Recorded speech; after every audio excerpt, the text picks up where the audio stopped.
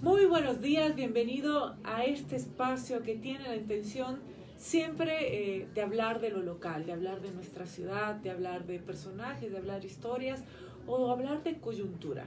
Y el día de hoy me acompaña en el programa Quito con Marjorie, Franco Fernández Sánchez. Franco, bienvenido, gracias por acompañarme. Buenos días a quienes nos ven y nos escuchan por los medios digitales. Gracias por el tiempo y la oportunidad también. Franco, voy a presentarte, no creo que me alcance el tiempo para decir todo, pero nuestra intención al tener tu compañía el día de hoy era hablar de activismo. Tú eres activista laboral, también eres emprendedor, administrador, deportista destacado, un líder juvenil y vocero del colectivo de trabajadores Y si a ti te pasa. ¿Y si te pasa a ti? ¿Y si te pasa a ti? Eres estudiante, padre y trabajador privado. ¿Cómo hacemos? ¿Tienes 2 hijos? Tres. ¿Tres hijos? Una nena que el próximo jueves cumple 14 años. Dios mío, estoy ahí con los nervios de la cena y todo lo demás porque siempre nos vamos a cenar los dos juntitos desde que tenía 8 años. Entonces va creciendo y ya hay que planificar la fiesta de los 15 años también. Y cada vez es más crítica también. Así es. Y después 2 varones, uno de 11 y uno de 9. 3 hijos y entre el activismo, que ya vamos a hablar de todas las actividades a las cuales tú le dedicas mucho tiempo, además de ser emprendedor, deportista, líder juvenil y para la vocería del colectivo Y si te pasa a ti, ¿cómo te organizas? Creo que fue toda una cuestión de coincidencias. Allá por el 2012, ya 7 años atrás, como pasa el tiempo, en la empresa privada en la que trabajaba se les ocurrió brindarme la oportunidad de, en el INDEG, el Instituto de Capacitación de Gerencia. Yo he dado clases en el INDEC. Buenísimo. Recibir o brindarme la oportunidad de asistir a un curso de gestión del tiempo, ¿no? Y claro, creía yo que organizaba bastante bien mi tiempo hasta ir al curso y te diste cuenta esos que no. meses por ahí y me di cuenta que podía hacerlo mejor, que tenía grandes oportunidades. ¿Cuáles son los puntos claves de la gestión del tiempo para ti? Mira, yo creo que lo principal es una buena coordinación de agenda y no incluir algo que no puedas cumplir. Algunas veces las personas solemos prometer algo que no sea factible cumplir y entonces cuando no puedes hacerlo algo para el tiempo que te lo están pidiendo, ponte un tiempo en el que sí lo puedas cumplir y después de eso todo es factible. Ahí está la parte fundamental de la organización y saber qué tiempo es tuyo y qué tiempo depende de los demás, porque algunas veces... A veces somos muy optimistas y Ajá. llegamos con las justas. Bueno, a mí me ha pasado. Antes yo cometí el error, y digo, asumo, mea culpa, cometí el error de decir, sí, yo puedo, yo te ayudo. Pero luego me daba cuenta que no siempre depende de mí. Algunas veces hay ciertas cosas que dependen de otras personas. Por ejemplo... Pero uno puede prever esto, ¿no? Sí, cuando ya tienes prioridades, ¿no? Entonces, por ejemplo, prioridad para mí son mis hijos. Entonces, si tengo claras cuáles son mis prioridades, sé qué días, qué horas y todo lo demás. Entonces no me puedo, digamos, comprometer a algo que esté fuera de esa organización. Prioridad para mí es el deporte. Prioridad para mí es si te pasa a ti. Prioridad para mí son mis 10 horas de trabajo en la empresa privada. Entonces yo sé que de 8 de la mañana a 7 de la noche. Pero Franco, todo es prioridad entonces. Sí, por eso justamente... Todo es prioridad para ti. ¿Cómo hacemos? ¿Cómo te me organizo en que en el día... saben decir que es como un foco, ¿no? En el día está prendido el foco del trabajo de la empresa privada en la cual me desempeño. En la tardecita ya para llegar a la noche me voy organizando con mis temas particulares y por ejemplo los días martes estoy en la colonia sarumeña, que soy sarumeño. Vamos a hablar, si no fuera pagaría por serlo. Y claro, los martes estoy en la colonia sarumeña porque actualmente todavía estoy en vigencia en el periodo dentro de la directiva. Y ya sé que todos los martes estoy ahí, entonces los martes en la noche no me puedo comprometer. A las 7 de la noche llego, que por cierto está aquí cerquita en la Juan Pablo Sáenz. Llego a las 7 de la noche a la colonia sarumeña y salgo a las 10 de la noche. Y es un trabajo de todas las semanas, 52 martes al año. Entonces es súper fuerte, pero de todas maneras, si ya estoy organizado que ese día no lo puedo comprometer para nada más, está cerrado. Fantástico. Llevas 18 años viviendo en Quito, eres sarumeño, ya nos dijiste. Pero 18 años viviendo en Quito es mucho tiempo. Los cumplí la semana pasada, justo cumplí el día 13 de marzo, 18 años viviendo acá. Me acuerdo cuando vine a estudiar, una mochila, algo de dinero de la fiesta de graduación, un pantalón jean, una camiseta y me voy a Quito a probar suerte y a ver. ¿Trajiste un poco de café? Traje café, sí, traje café y unos dulces y siempre traigo, ya te voy a compartir la próxima vez. Muchas gracias. Es delicioso el café. 18 años viviendo en Quito y siempre tuviste afinidad a la defensa de los derechos laborales. Emprendes acciones contra la violación de los derechos de los trabajadores desde la década pasada y comenzaste o fuiste, digamos, uno de los forajidos. Sí, mira, en el gobierno de ese ex presidente había este tema de las cacerolas, de las ollas y hacer bulla y todo lo demás en la tribuna de los Shiris, y recuerdo que una noche ya la cosa estaba candente y dijimos, bueno, esto no puede seguir, y claro, fui parte de los forajidos. ¿Y no te ofrecieron ser parte del gobierno siguiente? Porque a muchos forajidos que tuvieron más representación, digamos, que fueron voceros, que fueron la imagen de la causa, luego pues les hicieron la propuesta y se vincularon al gobierno siguiente. En el año 11 y en el año 13 lo hicieron, pero no... ¿No aceptaste? No acepté por ningún motivo. ¿Por qué? Porque hay algunas cosas en las que no concuerdo. Yo suelo apoyar ideas por las que esté comprometido y convencido, y también apoyo a las personas, es decir, a personas en quien creo, y si hay alguien en quien no confío, pues simplemente digo no va. A partir del año 2014, ante los atentados contra los derechos de los trabajadores privados, Franco emprende una férrea defensa desde el colectivo Y Si Te Pasa a Ti, y se logra paso a paso volver a la legalidad respecto del pago de utilidades a los trabajos privados del país. Esto se logró el 21 de marzo del 2018, tras ganar la demanda de inconstitucionalidad en la Corte.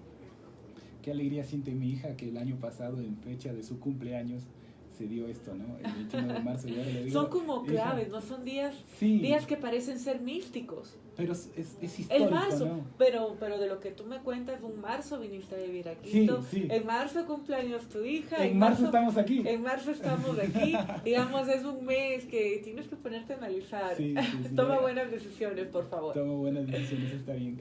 Bueno, me acuerdo de algunos marzos interesantes en mi vida, pero bueno, ya cumplí mayoría de edad, como digo yo, viviendo acá en Quito. Y el 2014, el expresidente del gobierno anterior, de la década perdida, se le ocurre atentar contra los derechos laborales, y allí se forma el colectivo Y Si Te Pasa a Ti, con el cual hemos hecho grandes avances. En 4 años logramos 5 victorias, la última del marzo pasado. El 21 de marzo logramos que la Corte Constitucional restituya los derechos para los trabajadores del sector privado en que puedan participar de las utilidades líquidas de la empresa en el 15%. Y eso creo que fue una gran victoria porque marca un antes y un después. Es decir, desde el año 38 del siglo pasado van sucediéndose grandes logros, alcances de parte de los trabajadores, hasta llegar a la Constitución del 98 y luego a la del 2008. Ya en la Constitución del 2008 encontramos una Constitución por algunas partes garantista de derechos, pero por otras partes habían leyes que menoscababan esos propios derechos que se habían conseguido en la Constitución, y allí el presidente anterior arremete contra los trabajadores, y esa defensa nos llevó a la Corte Constitucional. O sea, ciudadanos de a pie demandar al Estado, a la Asamblea y a la Contraloría y decir, señores, no estamos de acuerdo, pues se veía improbable y lógico. Pero sentaron un precedente. Sí. Solo el hecho de presentar la demanda ya era un precedente bastante fuerte. ¿Y por qué era importante sentar el precedente de la demanda? Porque sin eso no se podía acudir a instancias internacionales. Logramos reunirnos con la OIT acá en Ecuador, y con ellos entablamos ahí como un trabajo fuerte para saber que los derechos laborales iban a ser restituidos. Pasa el tiempo y tras 44 meses de lucha logramos el 21 de marzo pasado esta restitución que creo que marca un antes y un después para los trabajadores del país. Después de esto pasa algo interesante. Muchos trabajadores dicen, oigan, ese sí se puede, del fútbol también se pueden los derechos de los trabajadores. Y si te pasa a ti se vuelve más fuerte porque dicen, bueno, a mí me pasó y me doy cuenta que se puede. A mí me pasó y lo logré. y entonces la gente como que empieza a unirse y hoy tienes grandes luchas laborales por los mineros, por los petroleros, por los eléctricos, por los complementarios que se está librando en la Asamblea Nacional ya para informe de segundo debate, y creo que estos trabajadores lo van a conseguir. Creo que los siguientes pasos, ¿cuáles serían? Hemos avanzado muchísimo y con su trabajo mucho más, pero aún quedan temas pendientes. Sí, mira, lo principal ahora es lograr la restitución de los derechos laborales. Creo que ese es el paso del 2019, ¿no? Y en el 2020, y yo creo que ya vendrá con el nuevo Código Orgánico Laboral, el buscar nuevas conquistas laborales. Es decir, por ahí Paola estuvo haciendo cosas interesantes que ahora está para la alcaldía de Quito, a favor con de los trabajadores, con los trabajadores, es correcto. Karina en la asamblea, Karina Arteaga también, y por supuesto Cristina, que creo que es la abanderada de los trabajadores a nivel país, quien más fuerte ha bregado por ellos, por nosotros, y creo que vamos a tener grandes utilidades. Y se logra las utilidades, es algo nuevo, no existía. Pero la restitución, la reivindicación de los derechos laborales parte desde el punto de vista de que algo tuve y me lo quitaron. Y entonces volver a la normalidad no es que lograste mucho, es que volviste a cero, a cómo estaban las cosas. De claro, lo que era una suma negativa lo convertiste en una suma cero. Es correcto. Y esa suma cero te da pie para decir, ok, ya avanzamos hasta aquí, ya estamos como estábamos.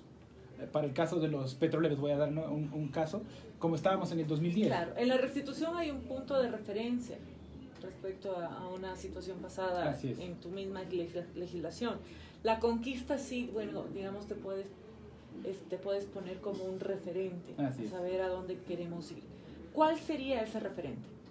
Uy, hay varios, pero el detalle está en que ese tema es mejor manejarlo off the record, como digo yo, porque algunos se sentirán afectados en cuanto a las conquistas laborales, pero no hay que olvidar que por el otro lado está mi lado emprendedor, y también siempre estoy a favor de eso. Es importante, ¿no? Cuando tú hablaste hace un momento de la reivindicación social, en tu caso, el conocer los dos lados de la moneda te hace no pelear estas causas únicamente desde la reivindicación social, porque cuando hablamos de ella estamos dejando implícito que es algo que no hemos superado. Cuando lo hacemos desde el humano es algo que ya hemos superado, digamos, y que lo conocemos profundamente. De ahí la importancia de que personas que conocen perfectamente las dos caras de la moneda sean parte de este proceso. No solo por el hecho de que soy emprendedor, sino porque también conozco muchísimos amigos empresarios, inclusive en las cámaras, pero también empresarios, microempresarios, etcétera, gente que trabaja en el ámbito privado y gente que desde el ámbito privado trabaja para el Estado, etcétera. Pero ¿qué sucede con este trabajador con este trabajador microempresario o empresario cuando no recibe el apoyo o cuando se siente atacado? Entonces, también hay que pensar desde el punto de vista desde el trabajador, cómo apoyar a ese empresario que por fin está arriesgando sus recursos, poniendo su tiempo, poniendo su esfuerzo, algunas veces trabajando 24 horas los 7 días de la semana, porque eso es lo que hace un empresario. Quienes hemos hecho el aire. Y quienes hacemos emprendimientos o hemos hecho emprendimientos cuando inicias, ¿no? Algo más pequeño. Ocurre mucho, no sé si a ti te ocurrió, pero a mí sí, que tienes la idea, tienes la iniciativa, encuentras gente que te apoye, pero tú tienes que trabajar el doble porque tienes que tener otro trabajo para poder pagar inicialmente a la gente que te está ayudando con esta idea, ¿no? Ese fondeo de capital no es tan fácil, ¿no? Porque algunas veces pones desde lo que no tenías o a veces hasta pidiendo. Algunas personas ponen su tarjeta de crédito para pagar el sueldo y claro, la persona que es el dependiente, el trabajador, tampoco no siempre lo entiende, no sabe de dónde salen los recursos. Claro. Y bueno, mira, hay un tema especial con el emprendedor. Si le va bien, qué suerte que tuvo y qué habrá hecho para conseguirlo, a quién habrá dañado en el camino. Y si le va mal, ya viste, yo te dije que le iba a ir mal porque no es bueno para tal cosa. ¿Realmente crees que esa es nuestra mentalidad? Lamentablemente todavía hay gente así. Pero hay gente, sí, ¿no? Sí. Pero también hay mucha gente que te apoya, hay gente que en el proceso más bien celebra tus éxitos y valora el trabajo, y quienes ya han pasado por ahí lo valoran mucho más. Sí. A mí me pasa a veces eso. Hay ciertos vicios o pasiones perniciosas que pueden tener algunas personas que reconoce el esfuerzo, pero aún así, digamos, le puede dar envidia de alguna manera. Mira, a mí me encanta capacitar desde servicio hasta ventas, etcétera, ¿no? El trato con el cliente y todo lo demás. Y claro, mis amigos me dicen, oye, ¿me puedes ayudar? ¿Cuánto me costaría una hora? Le digo, para ti que estás empezando, nada. Entonces me dice, pero ¿por qué no vas a cobrar si este es tu trabajo? Y además te puede servir y es un sábado, un domingo, una noche que te vas a dedicar para ayudarnos en esto. Digo, está bien, pero estás iniciando, imagínate pedirte algo. Franco, ahora. ¿Y en qué tipo de emprendimientos comenzaste tú a incursionar? Yo sé que son muchos, pero ¿cuáles son estos que te han enseñado más, que marcan un antes y un después, que te han dado mucha más seguridad? Cuando era niño, mi papá falleció cuando tenía 4 años. Yo empecé a trabajar vendiendo helados, con helados Pingüino. Y claro, la familia decía, oye, pero no necesitas trabajar, ¿no? Pues estás loco. Pero no, yo quiero trabajar porque mi papá me llevaba siempre, fue minero. Mi papá me llevaba siempre a la mina y a trabajar con él, y él era jefe de la mina. Y la verdad, me encantaba verle cómo hacía las cosas y cómo organizaba a la gente y todo lo demás. Y claro, yo en época de escuela sentía esa necesidad de hacer algo. Y mi mamá me dijo, ya si quieres, vamos a hablar con una amiga que tiene una distribuidora de helados de los más conocidos del país, para no usar marcas. Y me dijo, bueno, ahí está, y métete. Pero claro, era como para un entretenimiento para el muchacho. Yo tenía 10 años y le encontré tanta pasión a la venta que desde ahí empecé a vender muchas cosas. Yo he vendido de todo, pero absolutamente todo. Y claro, hay gente que dice, no puedo creer que vos vendías helados. Sí, vendía helados. El detalle es que vendía 3 carritos al día, ¿no? Ah, perfecto. Me iba bien. A todo Zaruma. Bueno, en ese tiempo estaba estudiando en Pasaje. Ah, muy bien. Entonces era una ciudad plana y podía manejar el triciclo con mucha facilidad. ¿De ahí viene tu afición por la bicicleta? Me encanta la bicicleta. Luego hablaremos de esa parte de tu activismo. Le has dedicado muchos días, muchos años de tu vida y permanentemente muchas horas al activismo. ¿El activismo es una dedicación intensa o alguna línea de acción en la vida pública, ¿no? Y también muchas veces a través de este activismo buscas generar opinión pública. Puede ser en lo político, en lo social. También se entiende el activismo por la estimación primordial a determinada acción, en contraposición con el no hacer nada. Mucha gente que a veces puede estar en desacuerdo con alguna situación, sin embargo, no busca ser parte de la opinión en contra de o tratar de generar conciencia. Tú le has dedicado al activismo en el tema deportivo. ¿Por qué te metes en esos temas? Porque que alguien más lo haga. A mí me han dicho muchas veces, ¿por qué te abres otro frente? Esa es la frase. ¿Por qué te abres otro frente? No necesitas no tienes en qué ocupar tu tiempo. Y la verdad es que es algo apasionante. Además, digo yo, la gente que me conoce en el trabajo y todo lo demás dice, Franco, esos temas lo distraen. A mí me distrae muchísimo. Por ejemplo, el activismo por Zaruma, ¿no? Desde el punto de vista turístico y de la la extracción de... Así es, porque minería la minería informal no siempre es la más adecuada, y la minería formal no siempre es la que le puede dar el trabajo a nuestros ciudadanos en Zaruma. Entonces creo que cuando te metes en esos temas que para algunos podrán ser complicados, el detalle está en estar bien informado y, como tú dices, tener esa capacidad de generar opinión pública, de decirles a los demás, de contarles a los demás de qué se trata y cómo solucionarlo. A mí me juzgaron muchísimo hace unos años atrás por escribir un artículo en un blog sobre la contaminación que existía en Zaruma. Y decía, oye, tú dices amar a Zaruma, pero estás hablando de lo mal que está Zaruma. Sí, pero... Estaba siendo objetivo respecto claro, a la realidad. además estaba haciendo un diagnóstico para que las autoridades también tomen cartas en el asunto. Algunas veces lo hacen y otras no. ¿Y cómo logras transformar esta idea que te censuran en más bien que efectivamente logres generar conciencia o un cambio, digamos, en la actitud? Voy a partir desde "Y si te pasa a ti".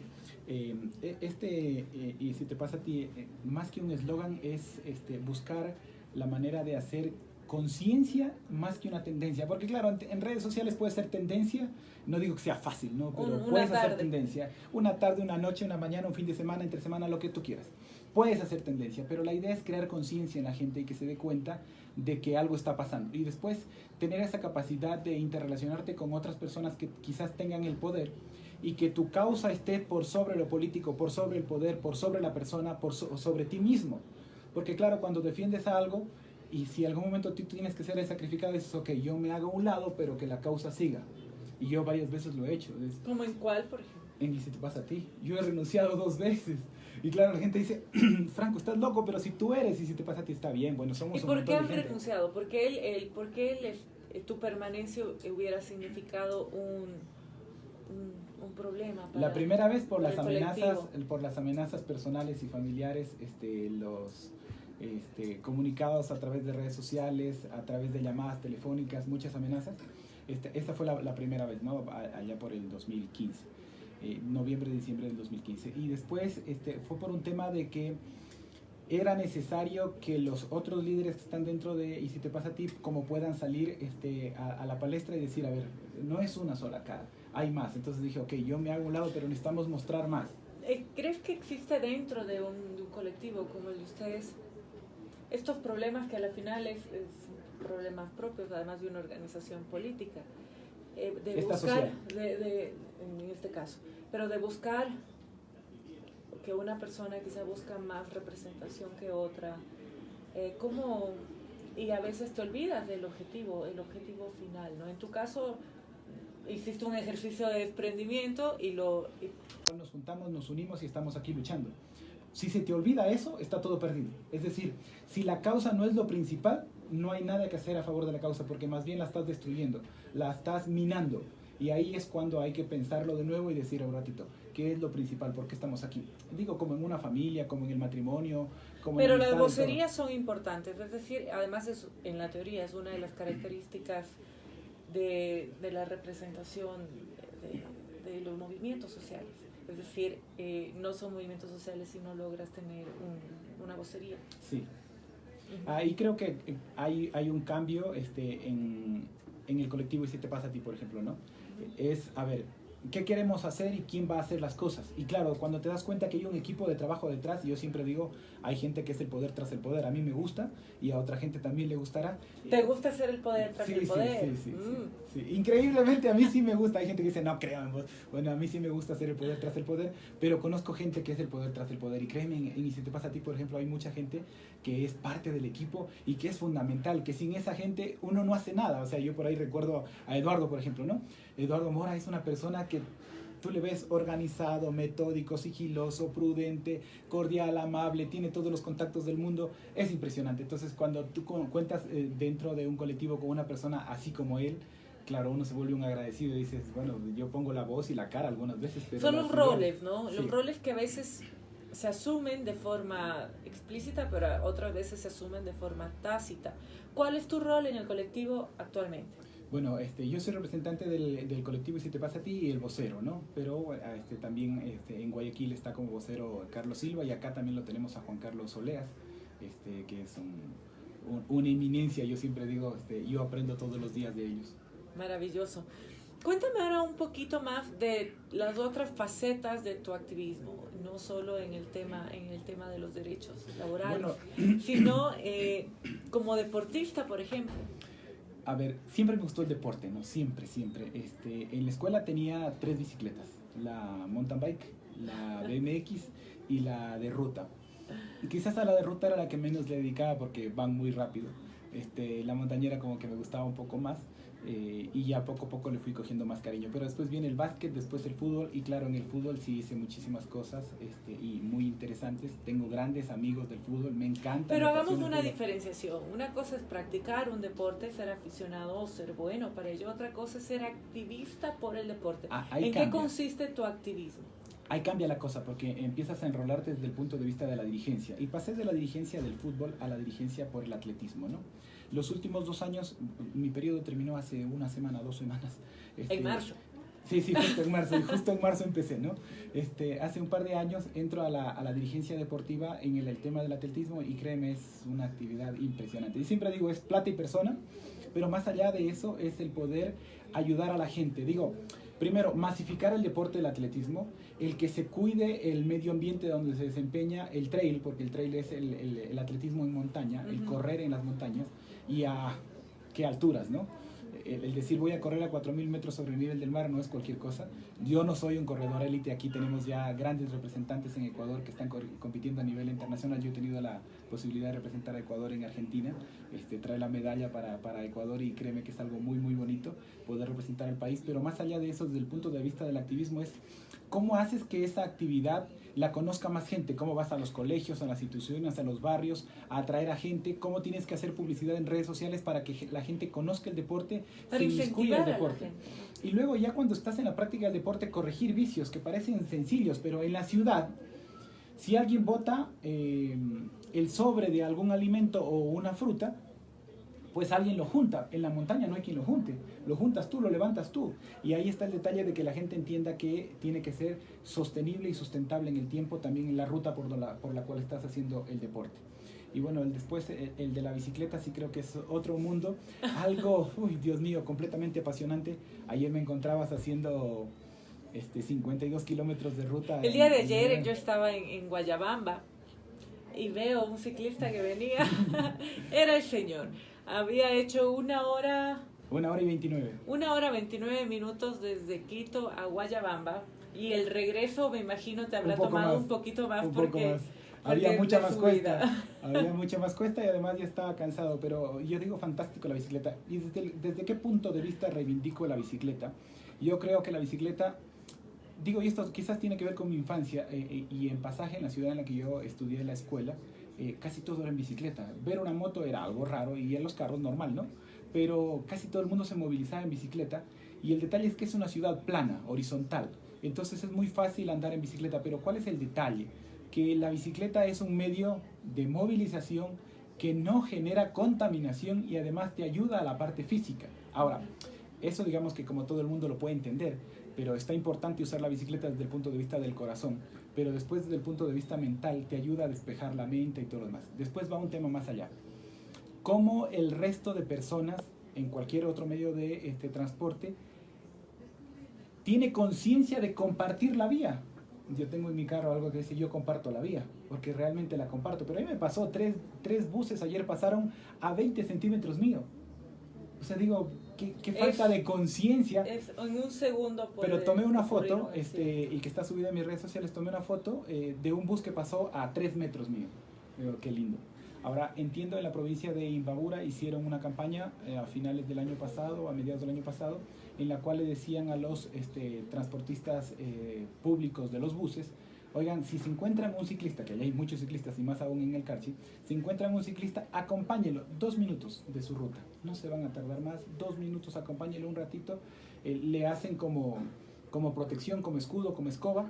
Mientras tanto el ciclista va haciendo su ruta y la verdad es muy bonito que te puedan proteger en la vía y hay gente que es muy consciente, te pita, va por un ladito, te cuida y todo lo demás. Yo lo saludo. Eso, como tú me vas a saludar. Pero hay gente que no, que es capaz de lanzarte el carro, o hay gente que me ha dicho a mí, en serio, o sea, vago, ándate a la casa, no tienes nada que hacer. Y digo, por Dios, en el poco tiempo que tengo le dedico al deporte, que me digas vago, digo, Dios mío, o sea, hay gente que no tiene conciencia de lo importante que es para ciertas personas el deporte.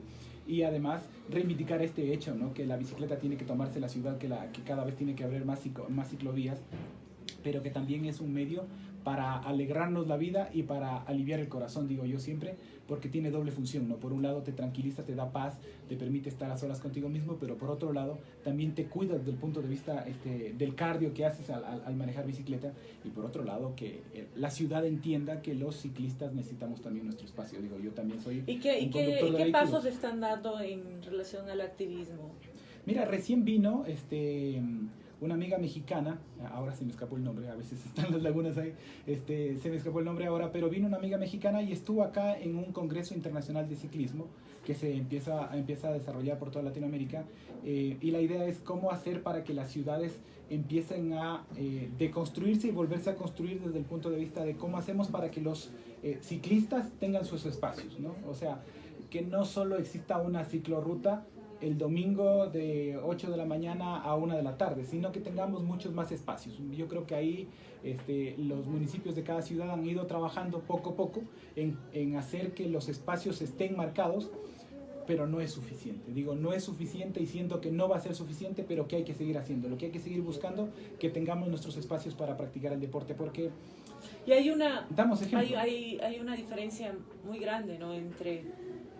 aunque aún sigue siendo eficiente en lo urbano, pero entre lo urbano y lo rural tenemos grandes diferencias. En nuestro programa, justamente, días atrás estuvimos conversando sobre la movilidad, sobre distintos tipos de movilidad alternativa, y hablábamos igual con activistas en temas de ciclovías y demás, sobre la posibilidad de realizar la actividad en la ruralidad, como en realidad es mucho más peligroso que en urbano, y todo lo que nos falta por hacer.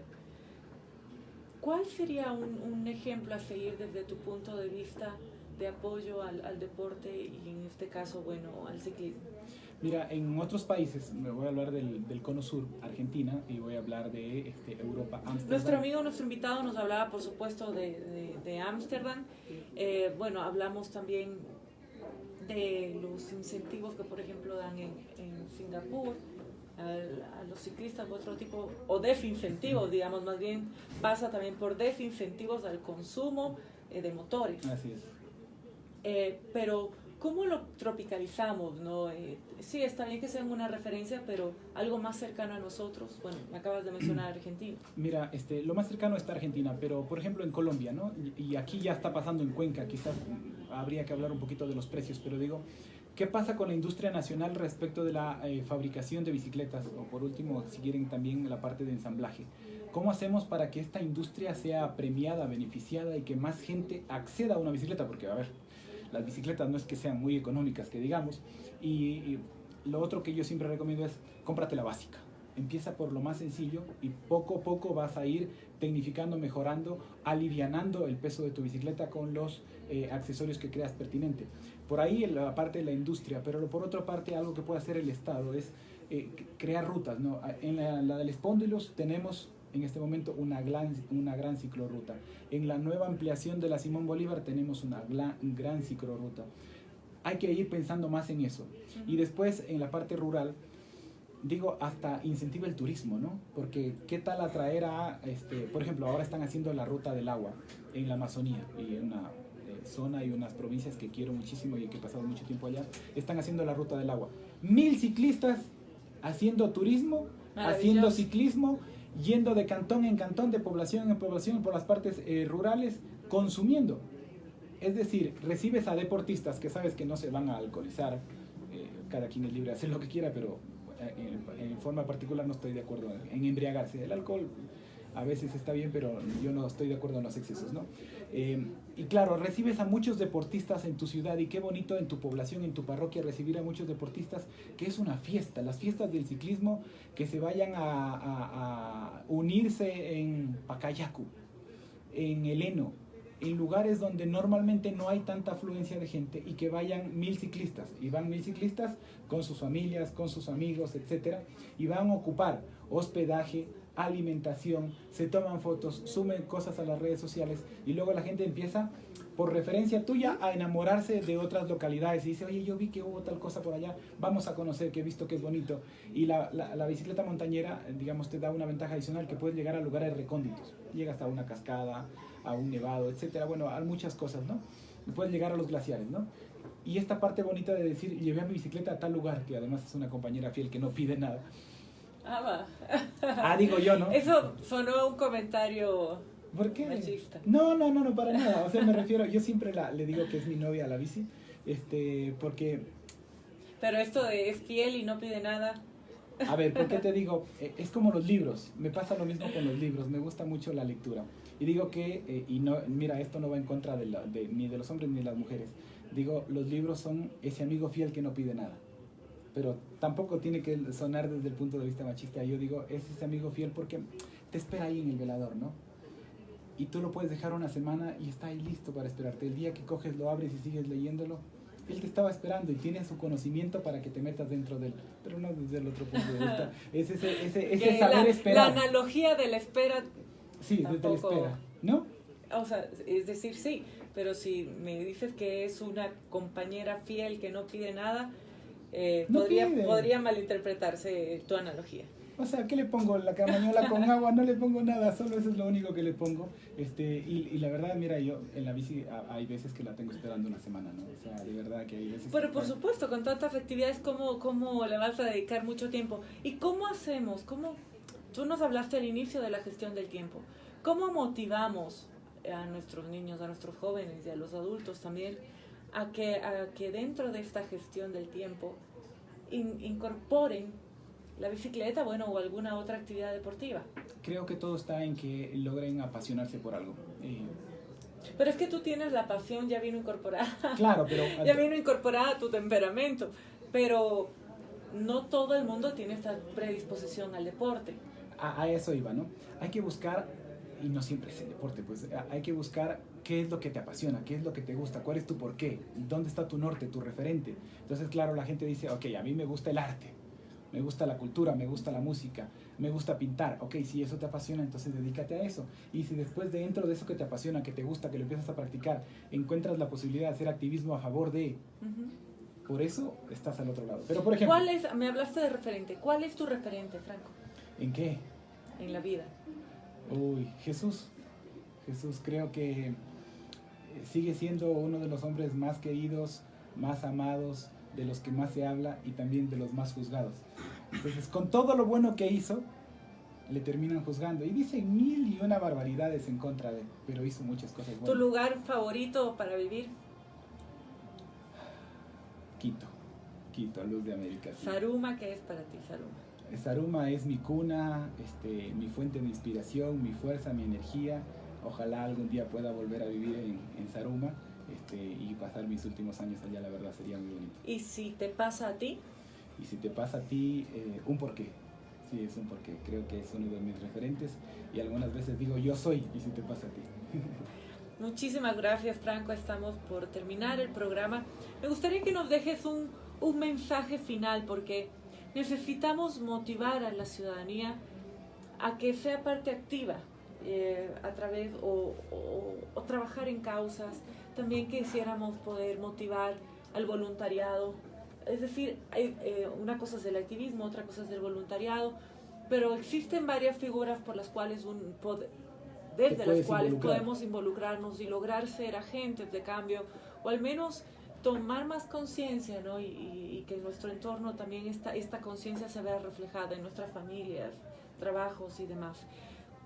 ¿Qué nos recomiendas y cuál sería tu mensaje? Yo tengo una frase que dice, de tu actitud depende del siguiente minuto, ¿no? De cómo estés, de cómo lo hagas. Creo que ahí marca una diferencia entre querer hacer las cosas y esperar a que sucedan. Nosotros tenemos que ser partícipes del cambio y buscar hacer que las cosas sucedan. No digo que sea fácil, ¿no? Algunas veces nos vamos a encontrar con piedras o con montañas en el camino, pero quizás a mí el deporte me motiva para decir, ok, sí puedo. Algunas veces te van a juzgar, te van a criticar y te van a decir, oye, ¿cómo te dijeron a ti, no? ¿Para qué te metes en eso o que alguien más lo haga? Y realmente yo he recibido muchas críticas por decir, oye, es loable lo que estás haciendo, pero te expones demasiado o te van a hacer tal cosa. La verdad ya perdí los miedos y algunas veces cuando siento miedo lo hago con miedo, pero no lo dejo de hacer porque siento que tengo que hacer algo porque me gusta, porque me apasiona y además porque quiero ser agente del cambio. No quiero esperar a que las cosas sucedan algún día. Por ejemplo, este tema de la familia, que también soy activista por la familia, pasa con lo y si te pasa a ti, que se unen, ¿no? Que se unifican cuando se pelea por los derechos laborales y sientes que a tu familia la están afectando, que a tus hijos lo están afectando. Es que eso es la característica. Muchas personas a veces te pueden juzgar porque piensan que haces muchas actividades distintas y te dicen la frase, a mí me la han repetido varias veces, del que mucho abarca, poco aprieta. Pero no, porque detrás de todo esto hay un mismo gran objetivo y tú nos lo estás demostrando. Sí, creo que ahí está la parte fundamental, ¿no? Digamos, detrás de si te pasa a ti está la familia, detrás de la familia están mis hijos. Entonces estoy peleando por mis hijos, estoy luchando por ellos y a través de ellos está el deporte, está el incentivarles al deporte, está en defender sus derechos. Y construimos una mejor sociedad. Y luego ellos ven ese ejemplo y dicen, a ver, mi papá es deportista y yo también quiero hacer deporte con él. Recién corrí hace 2 semanas una carrera con mi hija de 5 kilómetros, hemos corrido varias, hemos corrido carreras familiares con mis hijos, hemos tenido podium, por así decirlo, y claro, es bonito hacer estas cosas y que tus hijos vean eso, que sí se puede hacer una vida sana, ¿no? Porque yo también reivindico mucho este tema de la vida sana, de comer sano y de vivir de forma sana, que algunas veces te puedes extender en tus horarios laborales, tienes que priorizar tus tiempos y todo lo demás, pero siempre hay formas de hacer las cosas, nada más que hay que buscar. Digo, el que quiere, busca la forma, el que no, encuentra una excusa. y así va a suceder siempre. Así que los animo a continuar a luchar por una ciudad mejor, por un país mejor y sobre todo por una familia mejor. Creo que cada uno de nosotros podemos hacer algo más diferente por nosotros mismos y todo depende de querer. Así que si quieren, pueden, y si pueden, hágalo bien. Franco, si quieren comunicarse contigo, con el colectivo, ¿cómo pueden hacerlo? Bueno, Y Si Te Pasa a Ti está en redes sociales como Y Si Te Pasa a Ti _CT. Mi cuenta de Twitter es @francofer1 y en Facebook como en Instagram me encuentran como Franco Fernández Sánchez. Muchísimas gracias. Hemos conversado con Franco Fernández Sánchez, emprendedor, administrador, deportista, líder juvenil y vocero del colectivo de trabajadores Y Si Te Pasa a Ti, además de ser estudiante y padre, un muy buen padre. Gracias. Muchísimas gracias, Franco. Gracias a Fundamedios, a Rayola Radio y a David, que me acompaña siempre desde la producción del programa.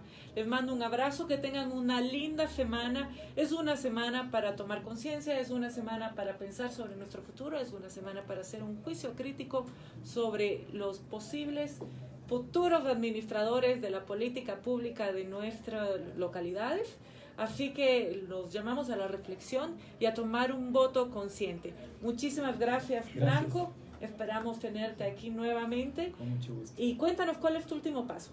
Tu siguiente paso, perdón, cuéntanos, Alú. ¿En qué? En la vida, ¿qué, bueno, ¿en dónde te veremos pronto? Porque como eres tan multifacético, no sabemos en qué nueva arista te encontraremos. Tengo dos retos actualmente. El uno deportivo, que es el ascenso al Cotopaxi. Estoy preparándome para eso y ojalá se pueda conseguir en el mes de abril.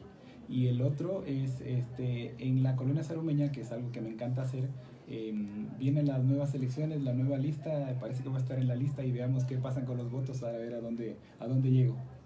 Perfecto, muchísima piensen su suerte. Voto para esto, para la colonia, para lo que sea, siempre piensen su voto y no es votar por el más famoso, por el más conocido, sino por el que tiene propuestas reales y el que puede hacer una transformación para la ciudad y el país. Y creo que ahí es importantísimo esta semana de reflexión. Hagamos un acto de contrición y digamos, ok, esta persona le puede hacer el bien o no a mi ciudad, y creo que ahí tenemos una brillante oportunidad para hacer un antes y un después en cada elección seccional. Muchas gracias, Franco, con tu historia nos motivas a todos. Un abrazo y nos vemos y escuchamos la próxima semana. Gracias.